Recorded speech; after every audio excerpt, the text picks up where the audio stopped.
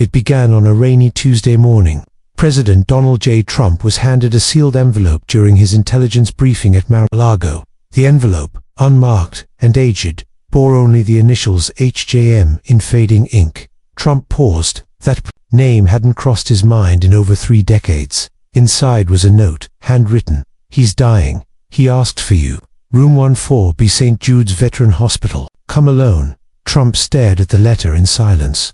His advisors exchanged confused glances. "Sir," one asked. Trump folded the paper and stood. "Clear my schedule." Traveling under a false name and minimal escort, Trump arrived at St. Jude's later that evening, dressed in a long coat, baseball cap, and sunglasses. The hospital staff had been instructed by a discreet presidential aide to prepare room 14B and maintain silence. Inside the room lay Harold James Monroe, a former intelligence officer, decorated war hero, and, as few knew, Trump's closest friend during his early years in business. Harold's face was pale, but his eyes were alert. "I knew you'd come," he whispered. Trump removed his cap. "It's been a long time, Harry." "Not long enough," Harold said, half laughing, half coughing. "I've got something you need to know before I go." What followed was a story no one, not the public, not Trump's advisors, not even his family had ever heard. Harold revealed a series of covert operations he had been part of during the 1980s, involving government officials, private corporations, and one particular incident, a cover-up involving a biodefense experiment. In rural Montana, Trump had unknowingly funded one of the shell companies used to protect the operation. "They used your money. Your name gave them legitimacy. But what they did, it destroyed lives." Trump leaned forward. "What happened?" "They tested on people. Children claimed it was for national security. I tried to stop it. They framed me, discharged me, buried me." Harold coughed violently. Trump reached for water, but Harold grabbed his wrist instead. "I have proof," he said. Eyes locked. "In my locker. Key is in my boot."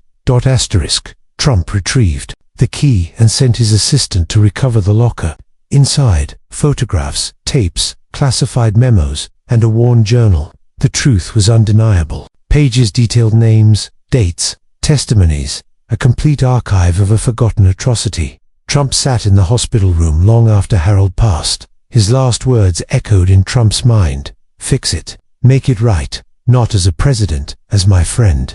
What followed was the most dangerous battle of Trump's life, not political, but moral.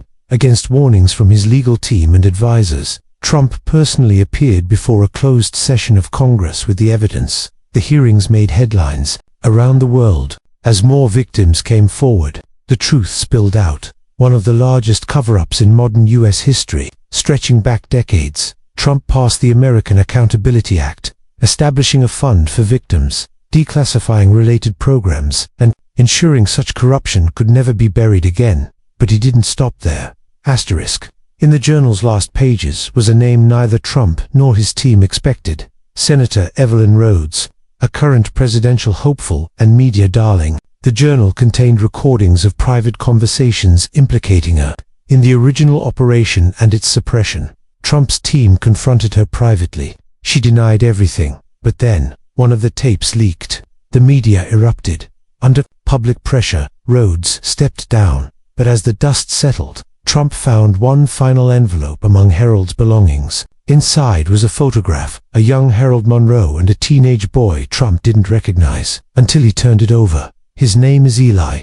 I adopted him after the Montana Project. He survived barely. Find him *. The search took weeks, leading to a small cabin in Alaska. Trump personally flew there. He found Eli quiet, scarred, and living off the grid. They spoke for hours. Eli shared his side of the story. The pain, the nightmares, the survival. Trump listened, and when he returned to Washington, Trump did something no president had ever done. He appointed Eli as the new director of the National Truth Commission, giving survivors a voice and ensuring no story would ever be silenced again. It started with a letter, a dying man's whisper, a truth buried for decades, and it ended with a nation transformed. Trump never spoke publicly about that hospital visit, but those close to him knew it changed him, not as a president, as a man.